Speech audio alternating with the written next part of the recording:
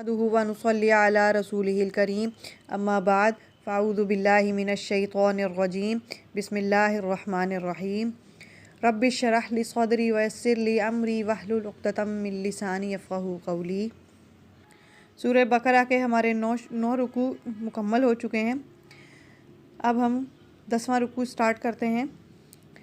वइज़ अख़ज़ना मीसाक़ा, और जब हमने लिया पुख्ता अहद बनी इसराइल से, ला ताबुदून इल्लल्लाह, कि तुम ना इबादत करना सिवाय अल्लाह की, व बिलवालिदैनी, और माँ बाप से, एहसानन, हुस्न सलूक करना, वज़िल क़ुरबा, और क़राबतदार यानी रिश्तेदार, वल यतामा, और यतीम, वल मसाकीन, और मस्कीन, वक़ूलू, और कहना, लिन्नासी, लोगों से, हुस्नम व अक़ीमुस्सलात, अच्छी बात और कायम करना नमाज, व आतुज़्ज़कात, और देना ज़कात, तुम्मा तवल्लैतुम, फिर तुम फिर गए, इल्ला क़लीला, सिवाय चंद एक के, मिनकुम, तुम में से, व अंतुम मुअरिज़ून, और तुम फिर जाने वाले हो। यानी कि जब बनी इसराइल से अल्लाह ताला ने अहद लिया, वादा लिया कि तुम अल्लाह के सिवा किसी की इबादत नहीं करोगे, माँ बाप के साथ भलाई करोगे। यहाँ पर माँ बाप के साथ भलाई अल्लाह ताला ने अपनी इबादत का हुक्म देने के बाद, हुक्म फरमाने के बाद, वालदैन के साथ भलाई करने का हुक्म दिया है। इससे मालूम होता है कि वालदैन की खिदमत बहुत ज़रूरी है। वालदैन के साथ भलाई के मायने ये हैं कि कोई ऐसी बात ना करे या कोई ऐसा काम ना करे जिससे उन्हें तकलीफ़ हो। अपने बदन से, अपने माल से उनकी खिदमत में कोई कमी ना करे। जब उन्हें ज़रूरत हो उनके पास हाजिर रहे। यहाँ पे एक मसला है कि अगर वालदैन अपनी खिदमत के लिए आपसे नवाफिल छोड़ने का हुक्म दें तो छोड़ दें, लेकिन गौर तलब बात यह है कि वाजिबात यानी जो इबादत वाजिब है आप पर, वो आप नहीं छोड़ सकते। अगर वालदैन उसके छोड़ने का भी हुक्म दें तो उन्हें प्यार से, एहसन तरीके से समझाया जा सकता है, और उन्हें समझाएं कि ये वाजिब हैं, ये नहीं छोड़े जा सकते। हाँ, नफिल आप छोड़ सकते हैं, उसके लिए आपको अल्लाह ताला ने छूट दी है। उनके साथ हमेशा मोहब्बत से पेश आएँ, उनको राज़ी रखने के लिए कोशिश करते रहें, अपने अच्छे माल को उनसे ना बचाएं, उनके मरने के बाद उनकी वसीयतें जारी रखें, उनके लिए फ़ातिहा, सदक़ात और कुरान पाक की तिलावत से साले सवाब करते रहें, अल्लाह ताला से उनकी मग़फ़िरत की दुआ करते रहें। वालिदैन के साथ भलाई करने में ये भी चीज़ शामिल है कि अगर वो गुनाह के आदी हों या किसी और मज़हब में गिरफ़्तार हों तो उनको नरमी के साथ, एहसन तरीके के साथ अक़ीदा हक़ की तरफ लाने की कोशिश करते रहें। ये है वालिदैन के साथ भलाई के माने। और फिर रिश्तेदारों के साथ, यतीमों के साथ, मस्कीनों के साथ अच्छी बात कहते रहें। अच्छी बात कहने का मतलब है कि उन्हें नेक काम करने की तरग़ीब देते रहें, उनसे अच्छे काम करवाने की तरग़ीब देते रहें, उन्हें नमाज कायम करने की तरग़ीब दें और ज़कात वग़ैरह दें, यानी कि उनसे अच्छी बात करें।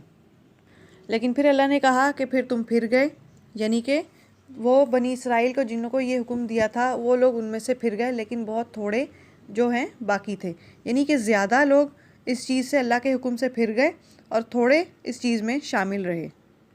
वइज़ अख़ज़ना, और जब हमने लिया मीसाक़कुम, तुमसे अहद, ला तस्फ़िकूना, कि तुम ना बहाओगे, दिमाअकुम, अपनों के खून, वला तुख़रिजूना, और तुम ना निकालोगे, अनफुसकुम, अपनों को, मिन दियारिकुम, अपनी बस्तियों से, सुम्मा अक़ररतुम, फिर तुमने इक़रार किया, व अंतुम तशहुदून, और तुम गवाह हो। आयत से लेकर 10वें रुकू के मुकम्मल होने तक, यानी आयत नंबर 86 तक, इन 3 आयतों का शान नुज़ूल है। पहले हम ये तीनों आयतें तिलावत कर लें, उसके बाद इसका शान नुज़ूल सुनेंगे, यानी 84 से 86 तक।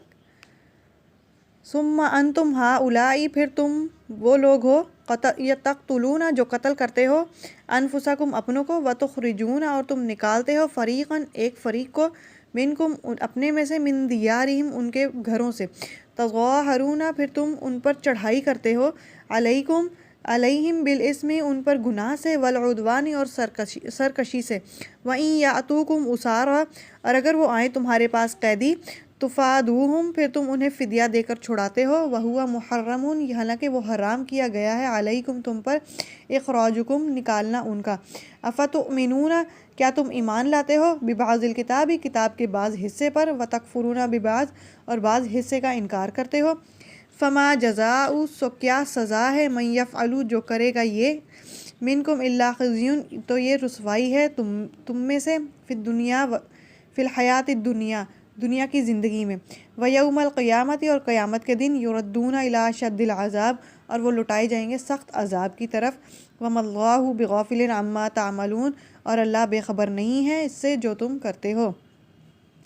اولئک الذین اشتروا الحیاۃ الدنیا، یہی وہ لوگ ہیں جنہوں نے خرید لی دنیا کی زندگی بالآخرہ، آخرت کے بدلے۔ فلا یخفف عنہم العذاب، سو ہلکا نہ کیا جائے گا ان سے عذاب۔ ولا هم ینصرون، اور نہ ہی وہ مدد کیے جائیں گے۔ یہاں پہ ان 3 آیتوں کا شان نزول کہ انصار مدینہ کے 2 قبیلے تھے، اوس اور خزرج۔ اسلام سے پہلے یہ دونوں لڑتے جھگڑتے رہتے تھے۔ مدینہ کے یہودیوں کے 3 قبیلے تھے۔ مدینہ کے یہودیوں کے 3 قبیلے تھے، بنو قینقاع، بنو نذیر، بنو قریظہ۔ اب بنو قینقاع اور بنو نذیر خزرج کے ساتھ تھے اور ان کے دوست اور بھائی بنے ہوئے تھے، اور بنو قریظہ کا بھائی چارہ اوس کے ساتھ تھا۔ جب اوس اور خزرج میں لڑائی ہوتی تھی تو یہ تینوں گروہ اپنے اپنے ساتھیوں کا، اپنے اپنے حلیفوں کا ساتھ دیتے تھے اور ان کے ساتھ مل کر ان کے دشمنوں سے لڑتے تھے۔ اس طرح یہودیوں سے یہودی مارے جاتے تھے اور موقع پا کر ایک دوسروں کو گھروں سے بھی نکال دیا کرتے تھے، انہیں جلا وطن کر دیا کرتے تھے، انہیں قتل کیا کرتے تھے۔ جب لڑائی ختم ہوتی تو جو قیدی ہوتے تو انہیں فدیہ دے کر چھڑا لیا کرتے تھے۔ کہتے تھے کہ یہ ہمیں اللہ کا حکم ہے کہ جب تمہارا کوئی فرد یا دوست قید ہو جائے تو اسے فدیہ دے کر چھڑا لیا کرو۔ اس پر اللہ تعالیٰ نے فرمایا کہ اس کی کیا وجہ ہے کہ تم نے میرے اس حکم کو مان لیا؟ میں نے یہ بھی تو کہا ہے کہ آپس میں قتل نہ کرو، نہ دوسروں کو گھروں سے نکالو، اسے کیوں نہیں مانتے؟ یعنی کہ میری باتوں کا یا میرے حکم کا کسی حصے کا انکار کرتے ہو اور کسی حصے کا حکم بجا لاتے ہو۔ یعنی کہ پہلے تو تم ان سے لڑائی کرتے ہو، انہیں گھروں سے نکالتے ہو، پھر جب وہ قید ہوتے ہیں تو انہیں فدیہ دے کر چھڑاتے ہو، تو پھر یہ بھی تو اللہ تعالیٰ نے تم پر ایسے حرام کیا ہے نا کہ تم بعض کتاب کے حصے کا حکم مانتے ہو، بعض کو انکار کرتے ہو۔ تو یہ کیا بات ہے؟ یہ کہاں کی ایمانداری ہے؟ اگر آپ ہم مذہب ہو تو ہم مذہب تو سارے کے سارے ایک جان کے مانند ہوتے ہیں۔ جس طرح جسم کے کسی بھی حصے میں درد ہوتا ہے تو سارے بدن میں تکلیف محسوس ہوتی ہے، اسی طرح ایک ادنا مسلم کے لیے بھی سارے جہان کے مسلمان کو تڑپ اٹھنا چاہیے۔ اس کے علاوہ پھر تیسری آیت میں اللہ تعالیٰ فرماتے ہیں کہ یہی وہ لوگ ہیں کہ جنہوں نے خرید لی آخرت کے بدلے دنیا کی زندگی۔ یعنی اگر تم لوگ اپنی منمانیاں ہی کرو گے تو پھر آخرت کے بدلے میں تم لوگوں نے دنیا کی زندگی خرید لی کہ اپنی مرضی سے اپنے کام کرو گے، اور پھر آخرت میں پھر اپنی مرضی سے تم لوگوں کو عذاب دوں گا۔ یعنی کہ عذاب تم لوگوں سے ہلکا نہ کیا جائے گا اور نہ ہی تم لوگ کسی بھی قسم کے مدد کیے جاؤ گے۔ یہاں پہ ہمارا 10واں رکوع بھی مکمل ہوتا ہے۔ وآخر دعوانا ان الحمد للہ رب العالمین۔